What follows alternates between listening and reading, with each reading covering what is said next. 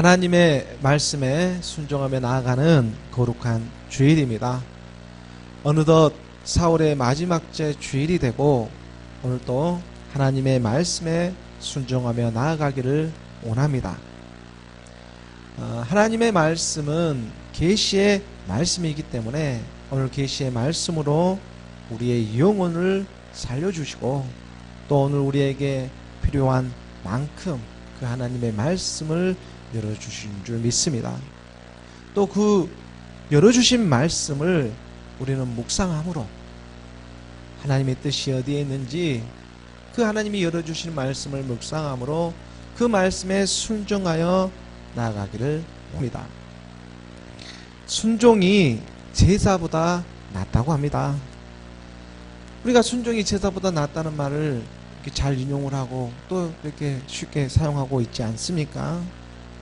우리는 이 말씀을 자주 들어서 너무나 잘 알고 있고 또 어쩌면 너무나 익숙해져 있는지도 모릅니다. 그러나 그 반면에 우리의 실제적인 삶의 모습은 어떠한가? 또 하나님 말씀에 정말 우리가 순종하며 살아가고 있는가? 하나님을 믿는다고 하면서 우리가 하나님의 말씀을 지키며 살아가고 있는지 우리 스스로를 돌아보고 자문하게 하십니다. 순종이 제사보다 낫다. 순종이 제사보다 낫다. 이 말씀은 사무엘이 이스라엘의 왕이었던 사울에게 지금 하고 있는 말입니다. 말씀입니다. 사울은 그 이스라엘의 첫 번째 왕이지 않습니까? 사울은 이스라엘이 그렇게 바랬던 첫 번째 왕이었습니다. 이스라엘의 왕으로 기름 부음까지 받은 이 사울이 여호와 하나님께 눈밖에 난 결정적인 이유가 있었습니다. 하나님으로부터 기름 부음까지 받은 이스라엘의 왕이었습니다. 그랬던 그가 하나님의 눈밖에 난 결정적인 이유가 있었는데 그 이유가 무엇인지 아십니까? 그 이유는 다른 어떠한 그런 이유가 아니라 바로 하나님의 말씀에 순종하지 못한 마음이었습니다. 사무엘상 15장 17절의 말씀입니다. 사무엘상 17장 15절의 말씀에 사무엘이 이르되 왕이 스스로 작게 여길 그때에 이스라엘 지파의 머리가 되지 아니하셨나이까. 여호와께서 왕에게 기름을 부어 이스라엘 왕을 삼으시고 사무엘이 하나님의 말씀의 계시를 받고 사울 왕에게 지금 말을 하고 있습니다. 사울은 하나님으로부터 기름 부음까지 받은 이스라엘의 첫 번째 왕이었습니다.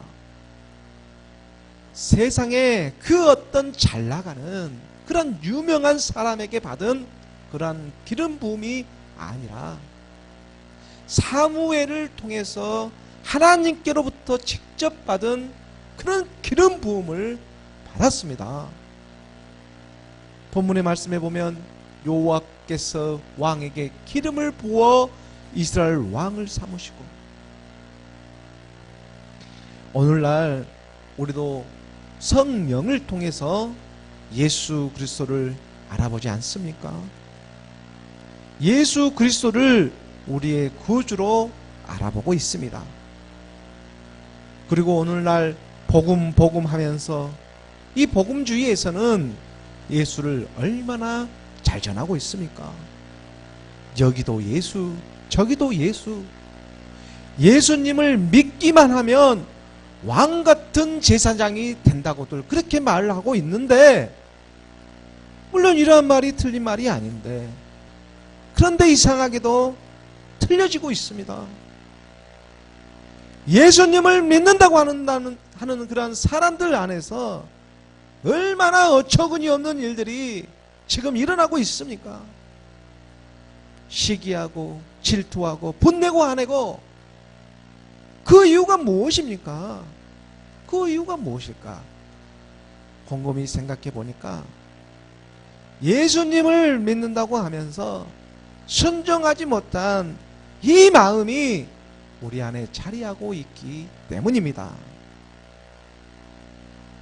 오늘 우리에게 열린 말씀을 주목해 보면 사울은 스스로 작게 여길 때, 사무엘이 이르되 왕이 스스로 작게 여길 그때에 바로 겸손하게 세상에 이리 치이고 저리 치이고 살아가던 그 가운데에서 진리를 갈망하고 소망하며 나갔던 그 작은 마음에 이스라엘 왕으로 기름 부음을 받았지만 그럼에도 불구하고 순종하지 못한 그 마음 때문에 이스라엘 왕에서 폐하여지고 결국 끝에 가서는 처참한 최후를 맞게 되는 것입니다.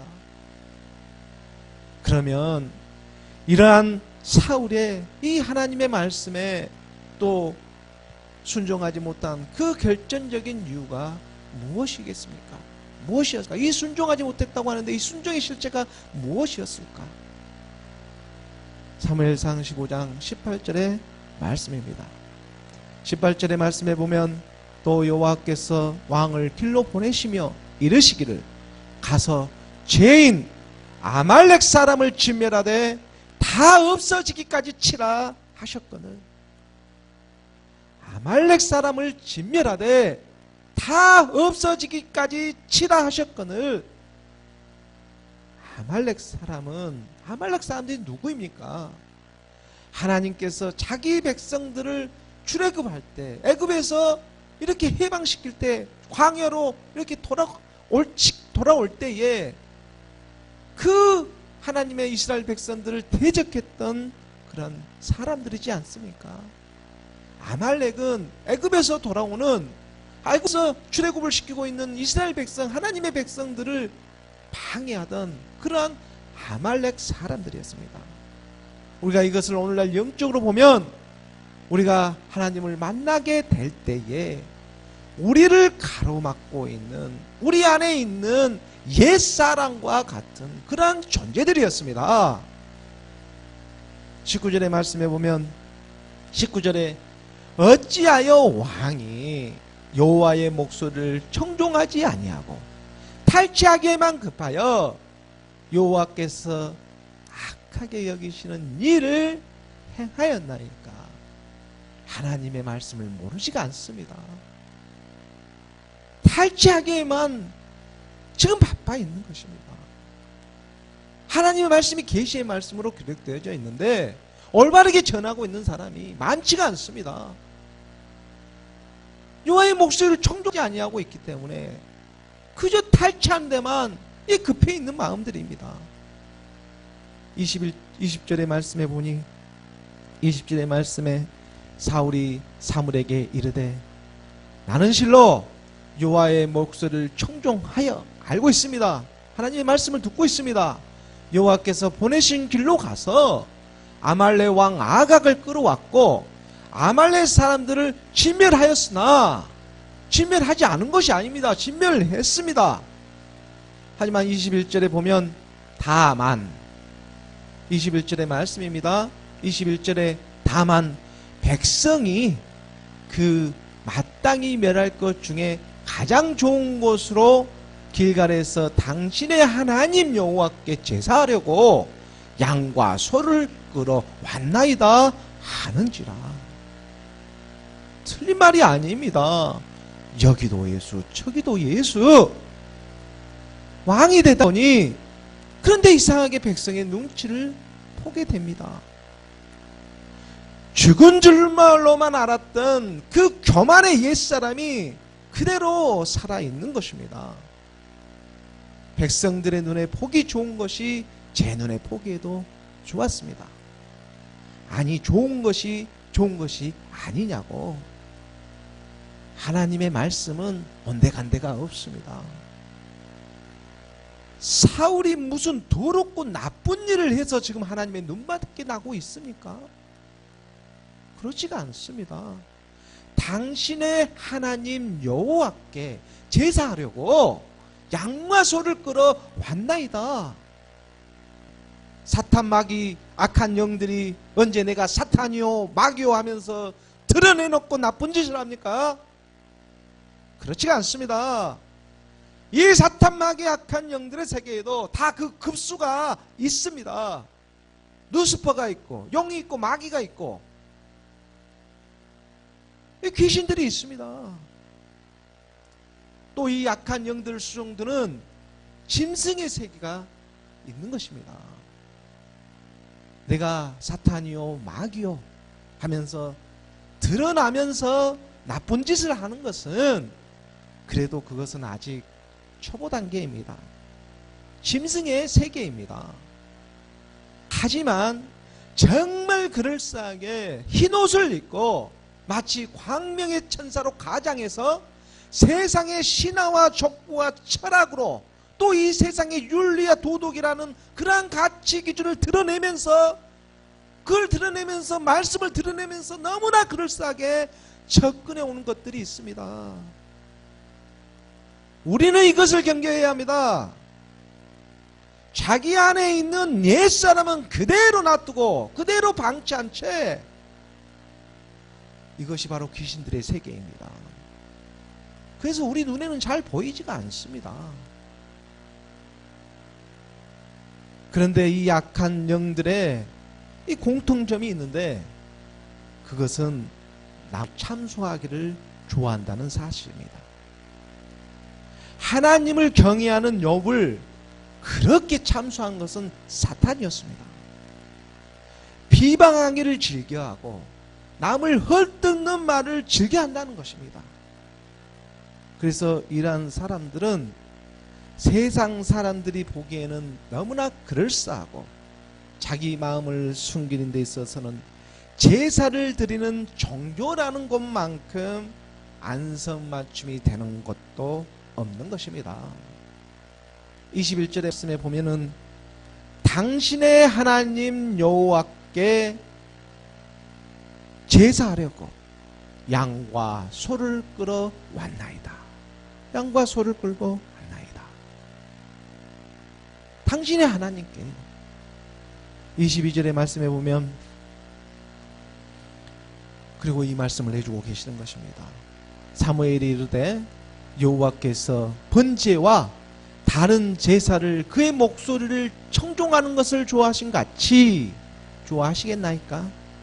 순종이 제사보다 낫고 듣는 것이 순양의 끔보다 나으니 그의 목소리를 청종하는 것은 하나님의 말씀을 듣고 우리 안에서 이루어져 가는 것입니다. 예를 들어서 형식적으로 제사 그거 드리는 것보다 예배의 그 어떠한 형식보다 우리 안에서 이루어지는 순종의 모습, 바로 우리 안에 있는 이 옛사람의 귀신이 떠나가는 순종의 모습이지 않겠습니까? 그래서 우리의 옛사람은 단 1%도 의지할 것이 없습니다. 옛사람을 의지해서는 하나님의 나라에 갈 수가 없기 때문에 단 1%입니다. 단 1%도 의지할 것이 없습니다. 사도행전 13장 22절의 말씀입니다.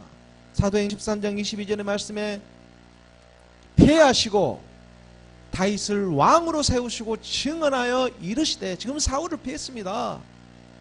다윗을 왕으로 세우시고 증하여 이르시되 내가 이새의 아들 다윗을 만나니 내 마음에 맞는 사람이라 내 뜻을 다 이루리라 하시더라.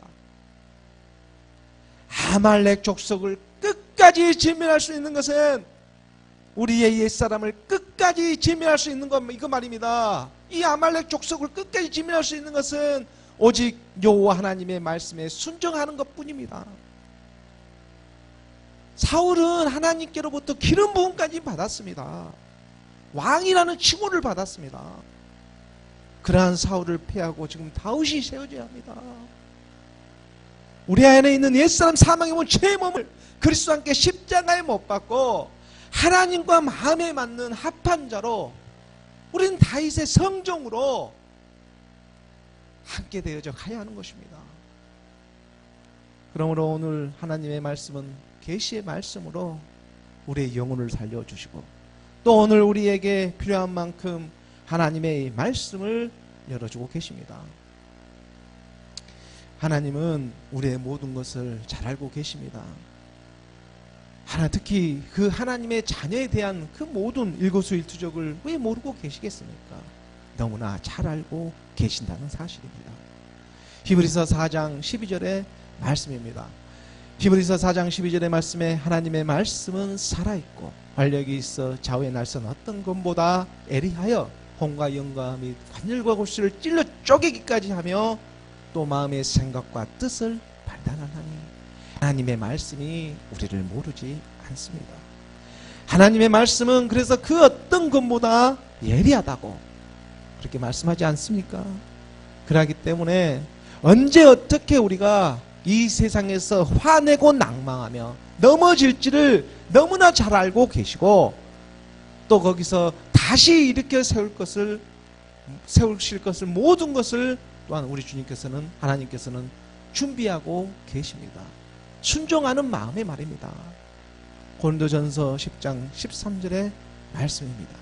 고린도전서 10장 13절의 말씀에 사람이 감당할 시험 밖에는 너희가 당한 것이 없나니 오직 하나님은 미쁘사 너희가 감당하지 못할 시험 당함을 허락하지 아니하시고 시험 당할 즈음에 또한 피할 길을 내사 너희로 능히 감당하게 하시느니라.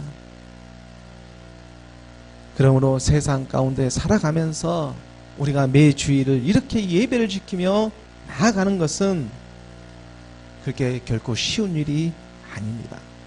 이 쉬운 길이 아니지만 그럼에도 불구하고 하나님의 말씀을 우리가 우선순위에 두게 하시고 우리의 연약한 육신을 이끌어주고 계심에 정말 감사함으로 고백하며 나아갑니다. 연약한 우리의 심령을 하나님의 말씀에 의지하며 나아가는 것입니다. 바로 이것이 순종하는 마음이지 않겠습니까? 우리의 육신의 몸은 잘 안 되지만 그럼에도 불구하고 하나님의 말씀에 의지하며 나아가는 마음입니다. 지금은 비록 우리 교회가 많은 사람들이 모이지 않는다고 해서 또 많은 사람들이 함께 동조하고 지켜보지 않는다고 해서 그렇다고 해서 하나님의 말씀이 살아 역사하지 않는 것이 아닙니다. 단 한 사람이라고 할지라도 바로 제가 될 수도 있습니다. 이 하나님의 말씀에 순종하려는 한 사람, 이 옛사람 사망에 온 제 몸을 그리스도와 함께 십자가에 못 박았음을 고백하는 그 한 사람, 그 한 사람의 예배자를 위해 우리 주님이 지금 오늘 말씀으로 임하고 계시는 것입니다. 순종하는 마음에 하나님은 살리는 영으로 오늘 우리를 이끌어주고 계시는 줄을 믿습니다. 오늘 본문의 말씀을 보도록 하겠습니다. 오늘 본문의 말씀 사도행전 22장 30절의 말씀입니다. 함께 봉독하겠습니다. 시작. 이튿날 천부장은 유대인들이 무슨 일로 그를 고발하는지 진상을 알고자 하여 그 결박을 풀고 명하여 제사장들과 온 공회를 모으고 바울을 데리고 내려가서 그들 앞에 세우니라. 사도 바울의 끊임없는 예수 그리스도의 복음의 증거와 고백을 통해서 지금 예루살렘에서는 일대 소란이 일어나고 있습니다. 하나님을 잘 믿고 있던 유대인들에게 예수는 그리스도라는 이 복음의 실체가 드러나니까 한쪽에서는 마치 감추었던 죄가 드러나듯 신화와 촉구로만 알고 있던 많은 사람들이 사뭇 당황하기 시작하는 것입니다. 그래서 그것을 점령하고 있던 놈의 천부장은 이 일을 중재하기 위해 사도 바울을 영내로 이렇게 들어가게 했습니다. 그리고 그곳에서 사도 바울에게 채찍질을 가하며 신문을 하려고 했는데 사도 바울에게는 로마 시민권이 있음을 알고 당시 이렇게 불리하게 돈을 주고 샀던 시민권을 획득하고 있었던 이 천부장에게 있어서는 조금은 이렇게 로마 시민권이 있다고 하니까는 조금은 자기가 같은 처지인가 하고 반기기도 하며 또 한편으로는 두려워하는 마음으로 사도 바울에게 말을 건네고 있습니다. 우리가 저번 주에 보았지만 사도행전 22장 27절과 28절의 말씀에 보면 천부장의 마음이 드러나지 않습니까? 천부장이 와서 바울에게 말하되 내가 로마 시민이냐? 내게 말하라 이르되 그러하다. 이렇게 사도 바울이 말을 하니까 28절에 천부장이 대답하되 나는 돈을 많이 들여 이 시민권을 얻었노라. 바울이 이르되 나는 나면서부터라 하니. 당시 로마의 시민권을 가지고 있다는 것은 대단한 권한을 가지고 있는 것과 마찬가지였습니다. 점령군의 이 시민권을 가지고 있는 것이기 때문에 그러한 사람들에게는 죄가 있다고 하더라도 함부로 결박을 하거나 채찍질을 가할 수가 없었기 때문입니다. 로마 시민은 그 로마 재판부에 의해서만 처벌을 가할 수가 있습니다. 그래서 로마 시민권을 가지고 있던 이 사도 바울을 함부로 이렇게 처벌할 수도 없었고 잠시 그 막사로 이렇게 머물게 하면서 막사에 머물게 하면서 그 추위를 좀 이렇게 지켜보고 있었습니다. 그리고 그 이튿날이 되어서 천부장은 무슨 일로 이런 소란이 지금 예루살렘에서 일어나고 있고 또 많은 사람들이 왜 이렇게 이 사람을 고발하고 있는지 그 원인을 밝히고자 유대의 제사장들과 공회를 소집하고 있습니다. 오늘 본문 사도행전 22장 30절의 말씀에 다시 한번 보면 이튿날 천부장은 유대인들이 무슨 일로 그를 고발하는지 진상을 알고자 하여 그 결박을 풀고 명하여 제사장들과 온 공회를 모으고 지금 바울을 데리고 내려가서 그들 앞에 세우니라. 여기서 지금 온 공회를 모으고 이 온 공회를 모은다는 것은 이 공회는 지금 사내들인 그런 공회를 가리키고 있습니다. 당시 그 유대인들의 종교적인 최고 법정 기관을 사내들인 공회라고 이렇게 칭하고 있었습니다. 이 사내들인 공회는 70인의 회원과 한 명의 대제사장으로 이렇게 이루어져 있었습니다. 이것은 마치 그 모세가 광야에서 70인을 세웠던 것처럼 하나님의 그 사람의 그 70인을 세웠던 것처럼 모세의 율법을 따라 가지고 당시 공회를 이렇게 세우고 있었음을 우리가 짐작할 수가 있습니다. 오늘 민수기 11장 16절과 17절의 말씀으로 이 말씀을 우리가 좀 확인해 보면 여호와께서 모세에게 이르시되 이스라엘 노인 중에 내가 알기로 백성의 장로와 지도자가 될 만한 자 70명을 모아 내게 데리고 와 회막에 이르러 거기서 너와 함께 서게 하라. 이렇게 말씀하시면서 17절의 말씀에 보면 내가 강림하여 거기서 너와 말하고 내게 임한 영을 그들에게도 임하게 하리니 그들이 너와 함께 백성의 짐을 담당하고 너 혼자 담당하지 아니하리라. 이런 그 하나님의 섭리가 있었습니다. 이런 하나님의 섭리가 있었는데도 불구하고 그 모세의 율법을 지킨다고 하면서 오히려 이들은 더 시간이 가면 갈수록 세상과 타협하게 되어지고 이 율법의 본질은 점점 더 세상 쪽으로 변질이 되고 맙니다. 사람이 모이면 다 이렇게 되는 것입니까? 사람들이 모이기만 하면 꼭 이렇게 됩니다. 이러한 이들을 이렇게 모이게 하고 사도 바울로 하여금 지금 변론을 할 수 있는 기회를 주고 있습니다. 공회를 지금 이렇게 모이게 하고요. 사도행전 23장 1절의 말씀입니다. 사도행전 23장 1절의 말씀을 우리가 함께 봉독하겠습니다. 시작. 바울이 공회를 주목하여 이르되 여러분 형제들아 오늘까지 나는 범사의 양심을 따라 하나님을 섬겼노라 하거늘. 사도 바울의 고백입니다. 율법으로는 바리새인이요 족보로 따지면 그 베냐민 지파에 속한 히브리인 중에 히브리인이었던 이 사도 바울이 지금 자신의 그 신앙 고백을 양심 고백을 지금 하고 있습니다. 나는 범사의 양심을 따라 하나님을 섬겼노라. 사실 사도 바울은 율법으로도 흠이 없는 그러한 삶을 살아가기 위해 무던히도 노력했던 그러한 사람이지 않습니까? 예수 믿는 사람을 핍박하러 가던 그 다메섹 도상에서 그리스도를 만나고 나서 이제 무엇이 인생의 참 소망인지 깨닫게 되었습니다. 우리도 우리를 얼마나 이렇게 무던히도 핍박하며 이 세상을 살았습니까?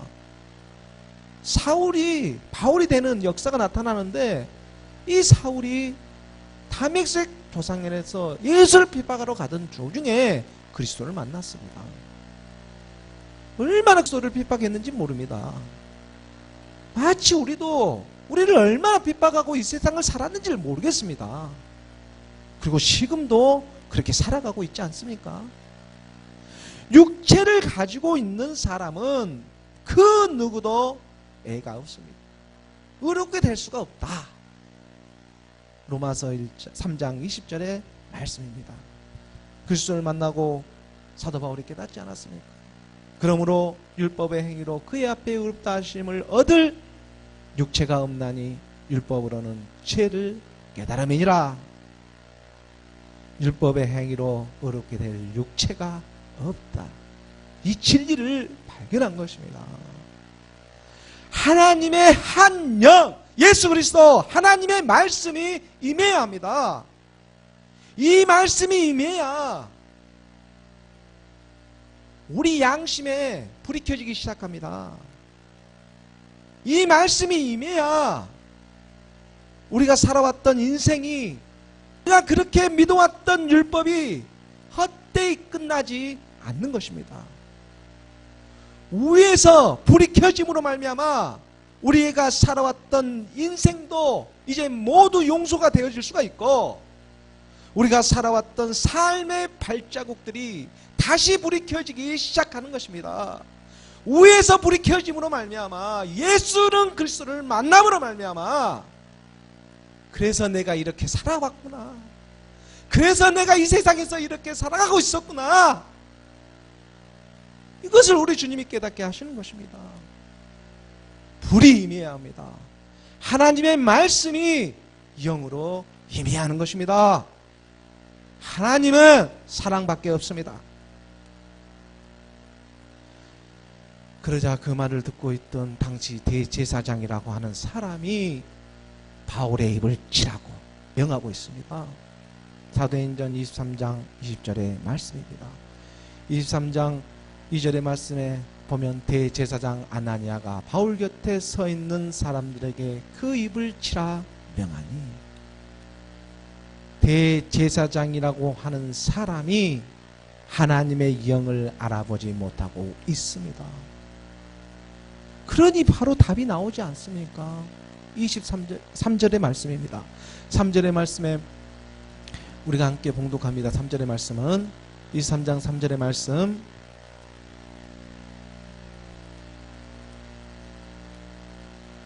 함께 봉독하겠습니다. 바울이 이르되 해칠한 담이여, 하나님이 너를 치시리로다. 내가 나를 율법으로 심판한다고 앉아서 율법을 어기고 나를 치라 하느냐 하니, 율법의 행위로 의롭게 될 육체가 없는데 율법대로 심판한다고 세상 속에 걸쳐 앉아가지고 하나님의 흉내를 내고 있습니다. 그러니 하나님의 영이 임한 사도 바울의 입에서 곧바로 답을 주고 있는 것입니다.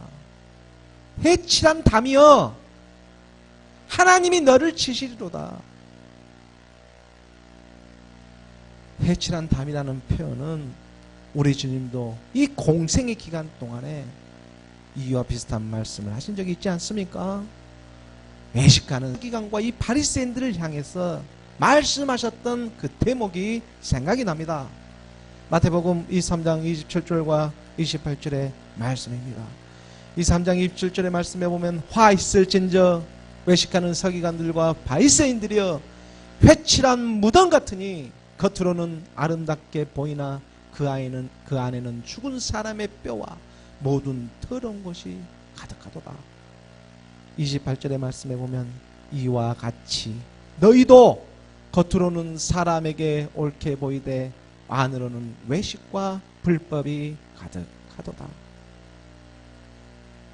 악한 영들이 광명의 천사로 그럴싸하게 접근하고 있지 않습니까?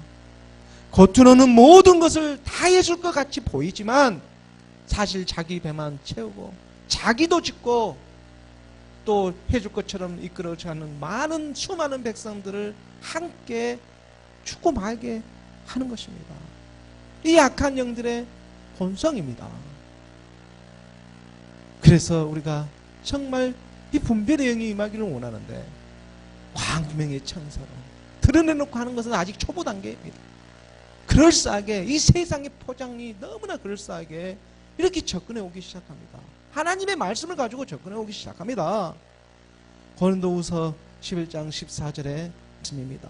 고린도후서 11장 14절의 말씀에 이것은 이상한 일이 아니니라 사탄도 자기를 광명의 천사로 가장하나니. 광명의 천사입니다.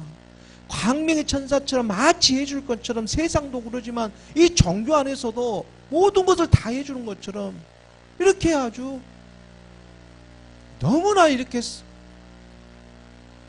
가장되어 있습니다.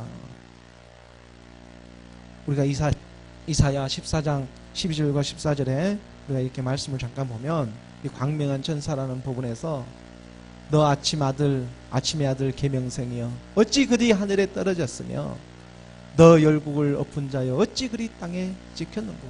저 계명성이라는 것이 아침의 별, 이 새벽별을 나타내고 있는데 그걸 영어로 이렇게 우리가 헬라어로 보면은 루시퍼라고 이렇게 말을 하지 않습니까? 저 계명성이 새벽별입니다.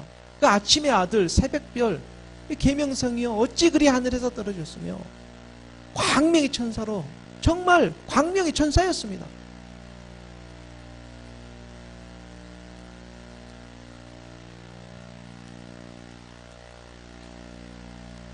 우리가 이 계명성이라는 이 말을 우리가 새벽별을 보고 있는데 우리 주님에게도 똑같은 표현을 합니다.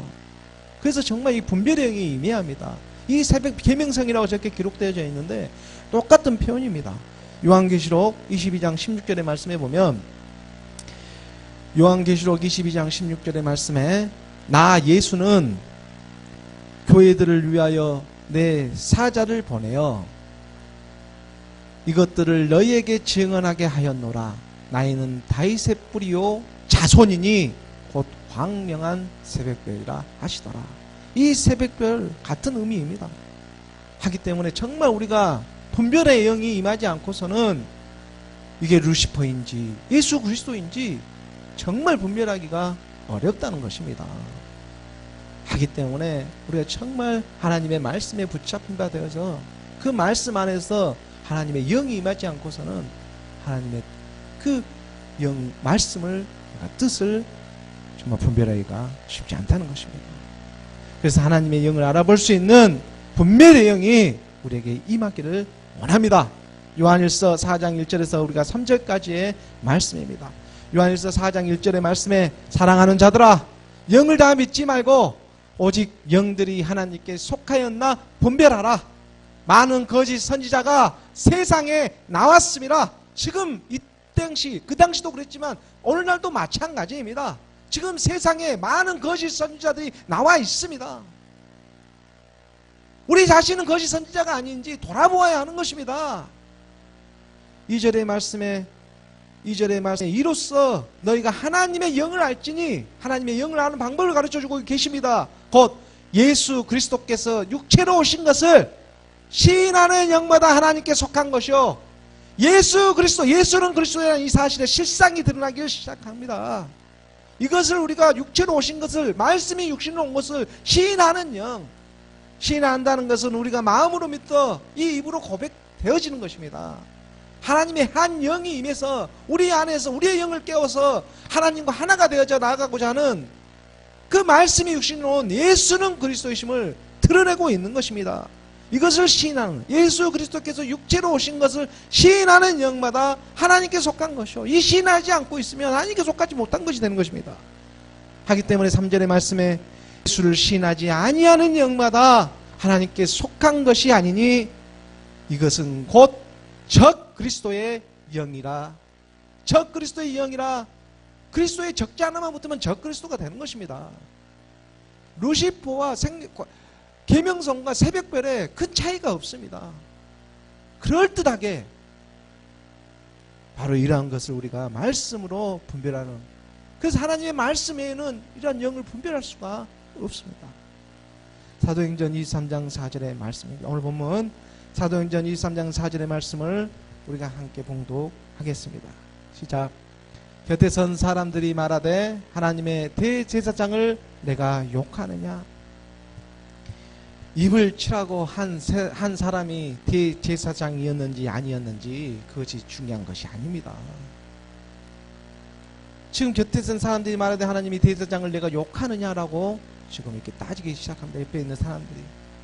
그러자 사도행전 23장 5절에 사도 바울의 지혜가 엿보입니다. 바울이 이르되 형제들아, 난 그가 대제사장인 줄 알지 못하였노라. 의자에 앉아있는 걸 보고 있지만 나는 그가 대제사장인 줄 알지 못하였노라. 기록하였으되 너희 백성의 관리를 비방하지 말라 하였느니라 하더라. 모세의 율법에 너희 백성의 관리를 비방하지 말라고 했는데 나도 그걸 알고 있는데 내가 지금 비방하고 있는 줄 아느냐? 지금 이런 말을 하고 있는 것입니다. 하나님의 지혜가 임하고 있습니다. 의자에 앉아있는 사람이 대제사장이었는지 누구였는지 제대로 알지 못하였다고. 정말 대제사장이 누구인지, 우리에게 영원한 대제사장이, 우리의 영원한 대제사장으로 오신 예수 그리스도가 오늘 우리에게 말씀으로 임하고 계시지 않았습니까? 우리의 대제사장은 누구입니까? 히브리서 5장 8절과 9절에 10절에 말씀입니다. 히브리서 5장 8절의 말씀에 그가 아들이면서도 받으신 고난으로 순종함을 배워서 하나님의 아들이 이 땅에 오셨습니다. 그리고 그 받으신 고난으로 순종함을 배웠습니다. 순종이 제사보다 낫다고. 하나님의 아들이 육신으로 이 땅에 와서 이 세상에 살아가는 여정 그 자체가 고난인데, 이 고난을 통해서 무엇을 순종을 배우는 것입니다. 이 고난을 통해서 순종함을 배워서 9절의 말씀에 온전하게 되셨은즉 자기에게 순종하는 모든 자에게 영원한 구원의 구원이 되시고 10절의 말씀입니다. 하나님께 멜기세덱의 반차를 따른 대제사장이라 칭하심을 받으셨느니라. 지금 의자에 앉아있는 당신이 대제사장인지 아닌지 모세의 말씀에 기록되었을 때 내가 그걸 모르지가 않는다. 근데 그 대제사장이 나를 치라 하겠냐? 누가 누구를 쳐야 하는지 하나님의 영이 분별하게 하는 것입니다. 그래서 순종이 제사보다 낫다고. 이 멜기세덱의 반차를 쫓는 하나님의 사람들이 오늘 남아있습니다. 그래서 그런 사람들에게 복음을 드러내고 예수는 그리스도 하나님의 아들로 영원한 대제사장의 멜기세덱의 반차를 쫓는 그러한 사람들로 나타나기를 원하고 계시는 것입니다. 이런 사람은 천교 안에 있지 않습니다. 이런 사람은 세상 속에도 있지 않습니다.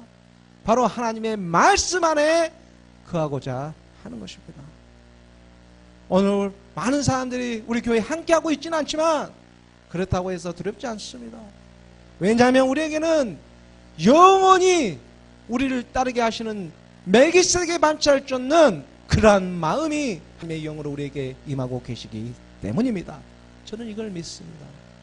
그러하기 때문에 그를 믿는 저와 우리 교회 되기를 예수 그리스도의 이름으로 축원합니다.